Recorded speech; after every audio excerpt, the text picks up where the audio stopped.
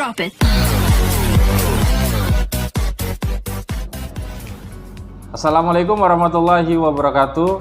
Pemirsa Wilip Online, kembali lagi dengan saya Mang Pram dalam program podcast. Kali ini saya sudah bersama teman-teman dari FAM, Front Aksi Mahasiswa Kota Cilegon. Ada Kang Ridwan, Iya. ada Felix. Kang Felix. Nah, ini adalah mahasiswa keren nih, karena udah biasa melakukan aksi-aksi dan dengan mengkritik pemerintah langsung turun di jalan. Wah, ini mantap. Apalagi pada saat ini bertepatan dengan 9 Desember, di mana ini adalah momen Hari Anti Korupsi Nasional apa internasional? Sedunia. Sedunia, berarti internasional. Nah, apa dan bagaimana korupsi di Kota Cilegon? Kita kerucutkan di Kota Cilegon aja ya, karena kalau di Indonesia kan luas banget, apalagi dunia. Nah, gimana nih Kang Ridwan sama Kang Felix tentang korupsi di Cilegon? Ya sebagai mahasiswa kayaknya ini ya. Oh, Kang Ridwan dulu deh. Boleh. Tentang korupsi di Cilegon kayaknya kita mah udah kenyang ya Iya. sama berita-berita korupsi karena lagi, korupsi lagi kayak gitu. Bahkan itu langsung dari pimpinan di Kota Cilegon. tinggi. Nah, pandangan mahasiswa seperti apa sih kondisi kayak gini? Ya tentu kalau pandangan dari kami Front Aksi Mahasiswa sangat sebenarnya sudah jenuh ya gitu, karena Jenuh. kembali lagi pimpinan tertinggi di kita di Cilegon ini tersandung kasus korupsi gitu kan, padahal korupsi ini sangat tidak baik gitu. Sangat tidak terpuji karena sudah memakan uang rakyat juga.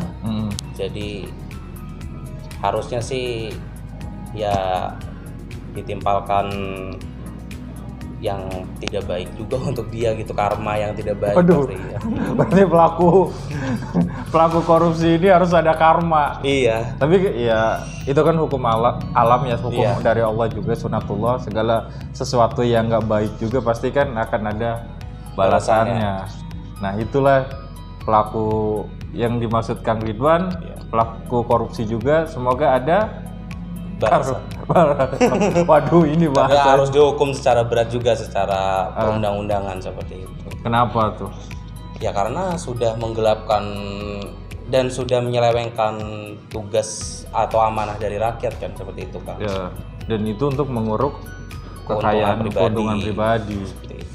Nah, apalagi kan yang udah-udah dua wali kota pernah merasakan digarap sama KPK. Waduh, iya betul sekali itu.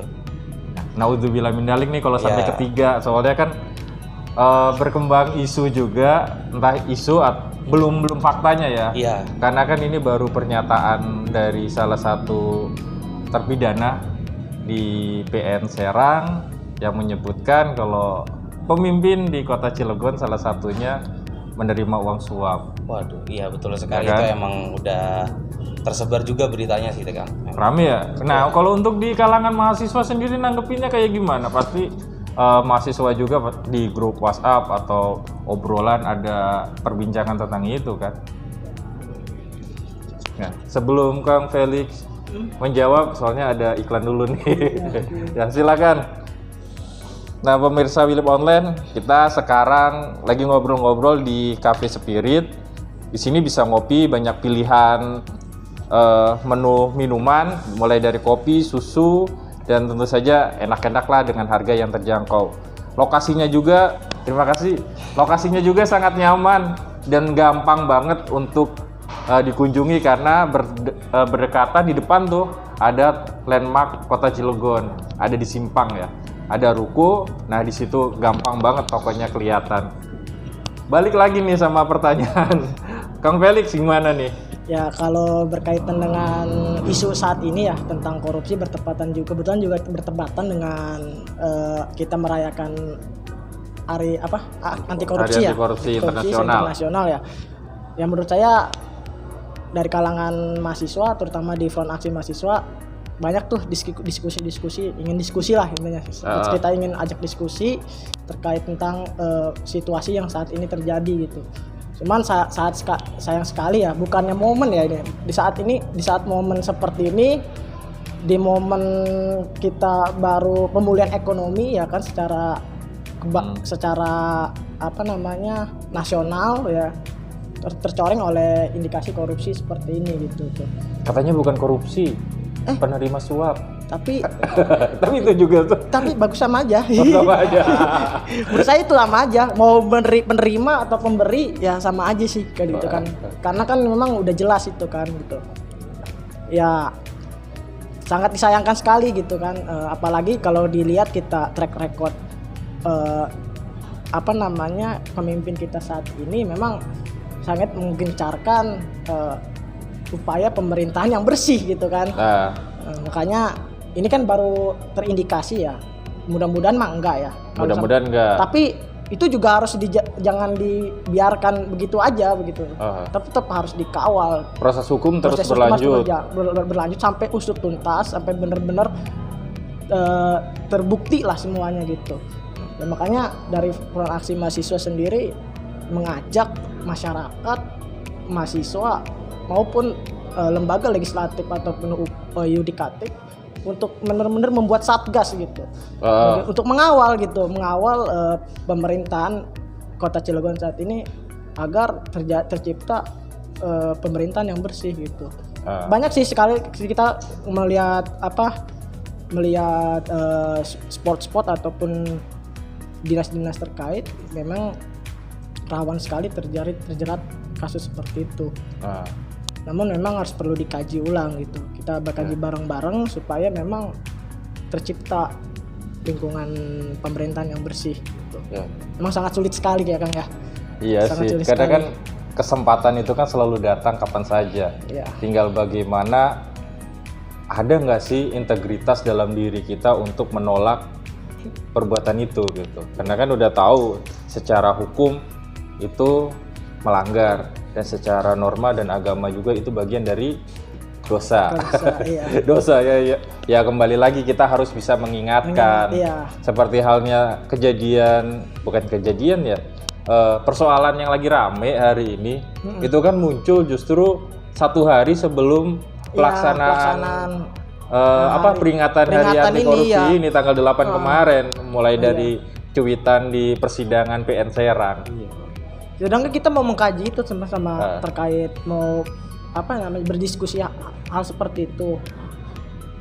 Ternyata sebelum ini terjadi gitu. Oh gitu. Iya, makanya sangat disayangkan gitu. Kami dari Front Aksi Mahasiswa sangat menyayangkan lah gitu. Upaya-upaya kita selaku mahasiswa ingin membantu pemerintah atau mengingatkan pemerintah supaya pemerintah itu bersih lah gitu. Dari KKN, suap dan lain-lain lah gitu. Biar tercipta pemerintahan yang stabil dan lebih peduli dengan masyarakat, mengutamakan masyarakat. Iya benar. Kang Ridwan, perlu nggak sih kita ada satgas gitu, terutama kan mahasiswa, cara ngawal pemerintahan biar tetap bersih dan selalu amanah lah tentu yang kita harapkan, jangan sampai ketiga kali nih kejadian yang tidak diinginkan gitu. Masuk ke lubang yang sama. Nah, gimana nih? Ya sebelumnya kan memang Kota Cilegon kan terkenal sebagai objek vital nasional ya. Iya. Dia sebagai juga ujung dari Pulau Jawa, tentunya menjadi sorotan di nasional maupun di dunia gitu kan. Karena Selat Sunda sendiri itu kan dia perlintasan dari internasional juga kan lewat Selat Sunda, otomatis Selat Sunda. Cilegon ini sangat terkenal gitu tuh. Makanya sangat penting sekali kebersihan baik dari pemerintahan maupun dari legislatif untuk membersihkan Kota Cilegon ini dari tindakan korupsi seperti itu. Untuk masuk ke Satgas sangat penting karena satuan tugas ini harus betul-betul disisir seperti itu agar semuanya terkena, jadi sampai ke akar-akarnya lah kalau bisa lah gitu kan, dicari siapa otak dari kejadian ini betul-betul agar ya agar bisa terkuak ya siapa sebenarnya gitu. sebenarnya. Ada aktor intelektual kan di belakangnya. Nah, seperti itu sih, Kang. Nah, kalau mencermati kasusnya ini kan ya teman-teman berawal dari kasus suap di parkiran. Iya. Parkiran loh sekarang. Parkiran di Pasar Kranggot. Terus kemudian Kepala Dinas Perhubungan ya menemukan sialnya sih. Iya. Sekarang ada di persidangan dan dalam persidangan itu menyebut salah satu penerimanya itu justru salah satu pemimpin di kota Cilegon. Kita sebut namanya nggak sih? Tapi semua orang juga udah tahu ya. Udah tahu. Udah tahu. Saya cek juga kayaknya udah di take down kayaknya tuh. Oh, take down maksudnya? Iya. Awalnya sih saya waktu pas nyebar berita itu di anak-anak kan, saya cek lagi sepertinya kayaknya di take down dah. Bukan nggak mengerucutkan spesifik uang itu diberikan ke siapa-siapa gitu. Cuman sempat inilah membaca lah, kita juga sempat kaget lah bahwa pemimpin kita saat ini menerima ya nggak seberapa sih, cuman memang belum setahun juga gitu tuh, belum setahun juga menjabat sebagai wali kota. Sangat malu sekali sih kalau jika saya mungkin jadi beliau udah turun lah. Masalahnya Pak, di nominalnya itu loh 20 juta. Ya 20 juta bagi tapi tetap tindakan korupsi itu walaupun kecil besarnya itu sangat mencoreng instansi lah, terutama pemerintahan yang menjalankan roda pemerintahan gitu. Pemimpin gitu ya. Iya. Ini malah agak seru sih kalau ngamatin korupsi di Cilegon yang terutama kan yang udah nih. Pertama pembangunan pelabuhan. Iya. Katanya untuk kesejahteraan masyarakat Kota Cilegon alasannya, dan ternyata di situ ada indikasi korupsi. Iya. Yang kedua, AMDAL yang kemudian disalurkan ke salah satu klub sepak bola. Katanya untuk sponsor klub sepak bola. 1-2 ini kan miliaran. Yang lucu tuh di persidangan kemarin disebutkan bahwa yang diberikan ke salah satu pemimpin ini dalam bentuk THR dan itu 20 juta gitu. Iya. Tapi kan kita nggak ngelihat besar kecilnya, karena kan kesempatan itu bisa berapa aja gitu. Ya mungkin bisa jadi itu alasan gitu buat tunjangan hari raya. Kita kan nggak tahu. Iya. Kita kan nggak tahu. Nah, ini kan kita udah tahu nih semua dari berita. Iya. Perlu diusut nggak sih sampai mencari kebenarannya? Karena ini baru keterangan kan dalam persidangan yang belum terbukti benar atau tidaknya kayak gitu. Ya kalau dari saya sih harus diusut sampai tuntas, sampai akar-akarnya. Makanya kami juga ya menyarankan kepada perannya legislatif dan juga yudikatif, berupa kejaksaan ya untuk membentuk satgas gitu, satgas yang independen guna untuk benar mengawasi atau juga mengusut ya sampai ke akar-akarnya gitu. Karena saya lihat peran DPRD saat ini belum terlihat gitu. Kalau dilihat dalam bentuk apa nih? Ya belum melihat perannya sebagai legislatif gitu. Sebagai pengawas gitu kan untuk mengawasi kegiatan pemerintahan yang saat ini terjadi gitu. Dan saya juga mengapresiasi tim kejaksaan Cilegon ya khususnya untuk mengungkapkan kasus seperti ini ya. Sudah cukup muak lah gitu dengar berita-berita seperti ini ya, bukan hanya di Cilegon aja tapi di seluruh Indonesia gitu. Masalahnya posisinya memang bukan posisi ya. Kalau korupsi emang nggak mengenal posisi ya. Tapi di sini saat ini kan memang lagi benar-benar pemerintah lagi memulihkan ekonomi begitu. Memulihkan ekonomi ya, bukannya kita saling membantu, tapi malah mengambil kesempatan itu. Entah keperluannya untuk pribadi dan kelompok ya, itu itu suatu perbuatan yang salah gitu. Apapun alibinya ataupun alasannya gitu. Ya dari situ sih saya ya ingin menyarankan membuat satgas itu guna memang mengawal kasus itu agar memang terkuak gitu. Dan memang benar kalau memang itu terjadi ya dihukum seberat-beratnya gitu. Tapi kan cuma 20 juta. Ya tapi kan kita ngelihat ininya apa namanya, bukan lihat nominalnya tapi apa yang sudah diperbuat. Ya, harus jelas. Apalagi yang ditangkap kan bawahannya sendiri. Tuh. Dan bawahannya sendiri kan nggak mau gitu tuh. Mau nggak mau harus membongkar gitu semuanya. Ya emang bosen sih ya kalau ada berita korupsi lagi gitu. Karena kan di Cilegon itu selalu pusat, meskipun kotanya kecil, tapi kasus korupsi itu gede-gede gitu. Pertama dari perusahaan BUMN, Iya. ya kan kita masih ingat banget gitu. Ya terus 2 wali kota sebelumnya ada di pelabuhan, ada di pembuatan mall, Amdal Mall, Jalan Lingkar Selatan juga masih belum beres. Terus sebenarnya di beberapa kasus yang indikasi korupsi juga masih pada belum diselesaikan itu. Kalau bagi mahasiswa gimana nih? Coba deh Kang Ridwan. Gimana sih? Kan banyak nih sebenarnya kasus yang ada kasus korupsi indikasinya yang belum terselesaikan baik itu di kejaksaan ataupun ya belum selesai lah kasusnya ada yang di persidangan juga. Kayaknya apa perlu kita ada pembelajaran pendidikan anti korupsi kayak gitu? Ya itu sangat penting sih, karena itu kan harusnya emang dari sejak sekolah dasar gitu kan pendidikan anti korupsi. Apalagi di Cilegon memang masalah korupsi ini masalah yang sudah sangat berat gitu, sudah sangat akut gitu kan. Makanya harus betul-betul diusut tuntas, dibikin semuanya itu terbuka. Apalagi kan sekarang zamannya keterbukaan informasi gitu kan. Sekarang aja kita lihat gitu kan, kita misalkan berbasis data di internet sendiri, di web ya, Pres ya, kita melihat ya belum ada gitu kan, belum ada keterbukaan informasi tersebut. Dari situ aja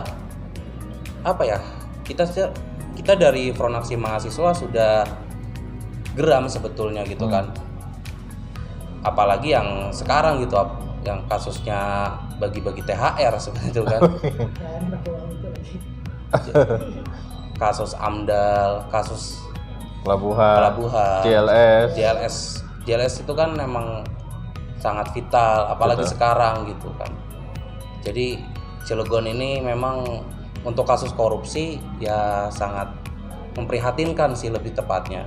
Memprihatinkan banget emang. Iya, jadi emang harus diusut tuntas dari atas sampai bawah, betul-betul diawasin gitu.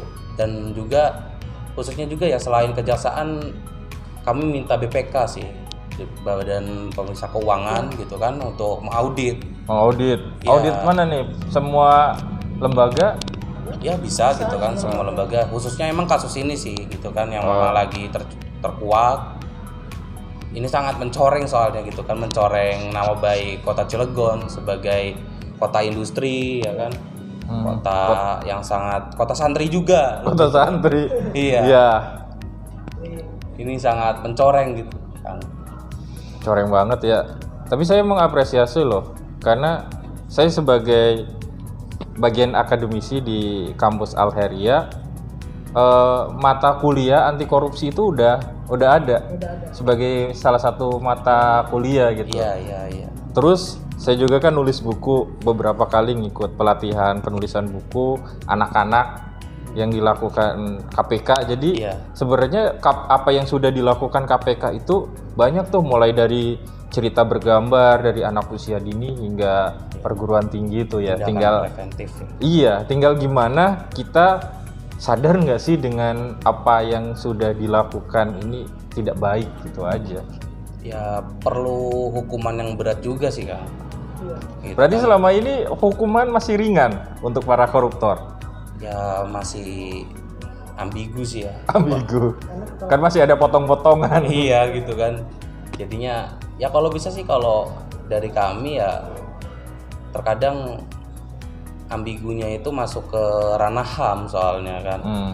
Kalaupun misalkan dilihat dari konsep pemberantasan korupsi di negara maju aja gitu kan ya. Contoh terdekat misalkan di Singapura, dia kan sangat keras terhadap tindakan korupsi seperti itu. Ya kenapa nggak diterapkan aja gitu? Ya sebagai prototipe ya di Cilegon gitu kan. Langsung Di Cilegon bisa. Iya langsung diusut tuntas seperti itu kan. Karena kita ngelihat Cilegon ini kan emang pusat industri ya. Iya. Semua Pusat industri, pusat uang. pusat uang juga ya, pusat industri ya. Pasti uang ya. Uang lah. Ya. Kenapa kita ya bener kata Bung Ridwan, kenapa kita tidak terapkan aja di sini gitu? Karena memang perputaran uang di Cilegon ini luar biasa gitu. Bisa mungkin skala T lah gitu ya dari hasil kota Cilegon, hasil yang dikeluarkan Cilegon untuk negara gitu. Makanya kalau ngelihat balik lagi ke HAM ya sebenarnya korupsi juga termasuk Pelanggaran HAM. pelanggaran HAM, tapi secara lebih keji ini daripada pembunuhan gitu. Malah HAM-nya itu udah merenggut berapa puluh, ratus atau ribu, bahkan masyarakat kota Cilegon kan. Iya, Kembali lagi amanah. Itu mengkhianatin amanah aja udah melukai banget sih kalau menurut saya mah. Iya. Makanya saya sangat mensoroti. Itu kan ya yang saat ini menjabat ya. Kalau memang ini ya udahlah gitu tuh. Apa namanya? Ya mundur aja lah kalau kayak itu. Waduh, ngomong-ngomong mundur, tadi kan saya sempat cari-cari di internet, ternyata ada yang mengunggah fakta integritas calon kepala daerah waktu itu saat pilkada kota Cilegon. Kalau di sini nggak bisa kelihatan kali ya? Nggak bisa. Nanti deh kalau ini kalau bisa ditayangin ya. Nah. Saya coba baca ini bahkan udah ditandatanganin wali kota dan wakil wali kota, mungkin Kang Ridwan sama Kang Felix juga lihat ya. Iya, sudah. Ini saya dapatnya dari Facebook salah satu tim suksesnya Pak Heldi sama Pak Sanuji gitu. Di sini kan disebutkan fakta integritas calon kepala daerah, saya bacakan aja kali ya. Biar pemirsa Wilip Online juga lebih tahu nih. Di sini ada logo KPK-nya, berarti kan fakta integritasnya bersama KPK ya. Poin pertamanya itu tidak melakukan tindakan pidana korupsi. Yang kedua, tidak melakukan politik uang dalam pilkada. 3, mendukung upaya pendidikan anti korupsi, penindakan dan pencegahan korupsi. 4, patuh melaporkan LHKPN dan menolak gratifikasi. 5. Membuat visi misi program pencerminan semangat anti korupsi. 6. Peduli kepada pemilih, merakyat dan berpihak pada keadilan. 7. Menghindari konflik kepentingan seperti kolusi dan nepotisme. 8. Bergaya hidup sederhana, melayani dan selesai dengan dirinya. 9. Berani dan bertanggung jawab dalam setiap keputusan demi tegakkan integritas. Berarti kan di sini ini masih calon sih waktu itu. Iya. Ini ya seharusnya ketika sudah jadi juga harus bisa diterapkan karena di poin 9 terakhir, berani dan bertanggung jawab dalam setiap keputusan demi tegaknya integritas. Kalau dikabarkan menerima THR 20 juta, ini termasuk harus dipertanggungjawabkan kan? Iya. Gimana Kang?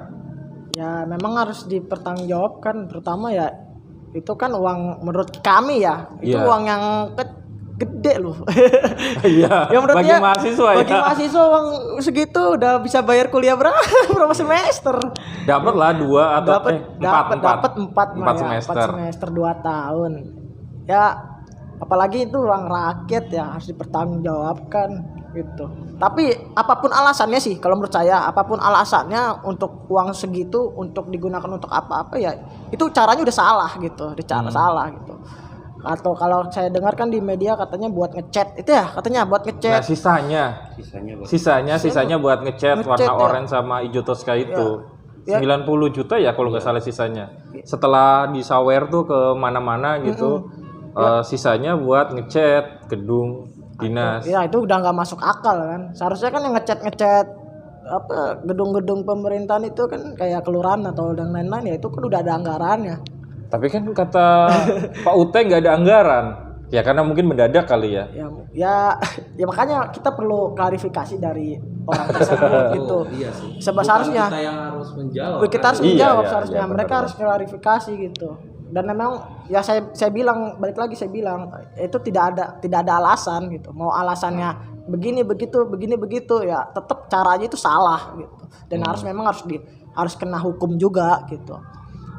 Ya lebih tepatnya kan mengingat apa Ya Pak Heldi udah janji juga, kebetulan beliau juga udah janji kalau terindikasi korupsi ya memang harus turun gitu. Jangan Kamu nuntut turun nih. ya kami kan menagih janji juga. Iya, tapi kita tunggu proses hukumnya. Nunggu proses hukumnya ya, proses dulu, hukumnya. bagaimana penyelidikannya, Ya, hasilnya seperti ya. apa. Karena untuk saat ini kita juga belum bisa menjustifikasi. Ya, ini kan baru terindikasi. Baru terindikasi apa? Baru kesaksian kesaksian. dari salah satu terpidana pada saat persidangan menyebutkan ada THR 20 juta itu gitu. Ya saya sih harapannya sih berita ini jangan sampai bias lah gitu. Setelah ini udah gitu. Harus ditindak tegas. Baik lagi kan saya bilang membuat satgas itu apa susahnya sih gitu tuh. Agar kita bisa mengawal proses hukum itu supaya kita lihat siapa di balik dalam kasus seperti kasus ini gitu. Pasti ada lah. Mungkin oke di subnya yang kena, pasti ada lagi yang lebih bisa yang berkuasa yang untuk mengatur hal itu gitu. Mungkin bukan di sub juga, mungkin di dinas-dinas lain gitu. Aktor intelektualnya. Ya. Nah, itu siapa tuh pembuat skenarionya? Ya, pembuat skenarionya gitu. Kita harus awal gitu. Nah, setelah ini kalau seandainya informasi ini atau berita ini tiba-tiba senyap, kan kita tidak tahu nih kedepannya seperti apa. Saat ini rame di media, terus penyelidikannya seperti apa sih yang dituntut FAM kemudian untuk masih perlukah kayak tadi Satgas, oke lah belum ada Satgas, tapi FAM sendiri siap ngawal nggak kasus ini? Kalau FAM sih kita berpihak kepada rakyat dah. Pasti tentunya akan terus mengawal kasus seperti ini, terutama ya yang berkaitan dengan kinerja pemerintah gitu. Bukan hanya kasus ini aja, mungkin kegiatan-kegiatan pemerintah yang saat ini kita dinilai kurang baik ya kita ingatkan gitu. Jadi nggak hanya kasus ini aja, tapi tetap kasus ini memang harus kita meminta lembaga-lembaga yang berwenang untuk mengawal gitu tuh. Terutama legislatif terutama bagian legislatif dan juga yudikatifnya gitu. Kejaksaan gitu. Yeah. Terima kasih nih Kang Ridwan, Kang Felix. Obrolan kita kali ini sebenarnya seru sih karena waktu juga kan. Perlu disimpulkan sebenarnya kita tidak bermaksud untuk menjustifikasi.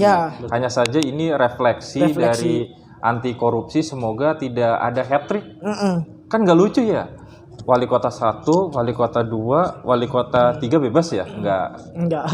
Wali kota yang keempat ngalamin ketiga kalinya kan nggak asik gitu. Ya sebenarnya kita juga begini juga baik lah mengingatkan. Semoga saja ya apapun nanti hasilnya kita serahkan ke bagian penegak hukum deh. Iya benar. Kita sebagai masyarakat hanya bisa mengawal, terus berharap semoga baik-baik aja. Nah, adapun nanti hasilnya kita serahkan deh ke hukum gitu. Hukum ya. Mungkin kalau misalnya yang bersangkutan ingin klarifikasi, ya ditunggu klarifikasinya gitu. Iya, benar. Karena kita juga harus butuh juga klarifikasi dari Pak Wali Kota terkait beliau masuk dalam berita sidang kemarin gitu. Emang kita juga nunggu ya klarifikasi bener nggak sih gitu. Selama seharian ini kan dari berita kemarin hingga hari ini belum ada klarifikasi ataupun pernyataan dari wali kota tentang kasus ini. Semakin diem, justru isu semakin berkembang. Nah, gitu. Kita tunggu aja hasilnya ya. Terima kasih nih Kang Felix sama Kang Ridwan atas waktunya. ini kenapa nggak diminum ya sampai Saking asiknya. sampai selesai, sampai asiknya kita sambung lagi ya. Iya. Tapi kita tutup dulu deh. Iya. Terima kasih pemirsa Willip Online sudah menyaksikan obrolan kita dari teman-teman FAM, ada Kang Ridwan sama Kang Felix. Sampai jumpa di program podcast selanjutnya. Saya Mang Pram, ditutup ya. Ya, silakan. Assalamualaikum warahmatullahi wabarakatuh. Waalaikumsalam warahmatullahi wabarakatuh.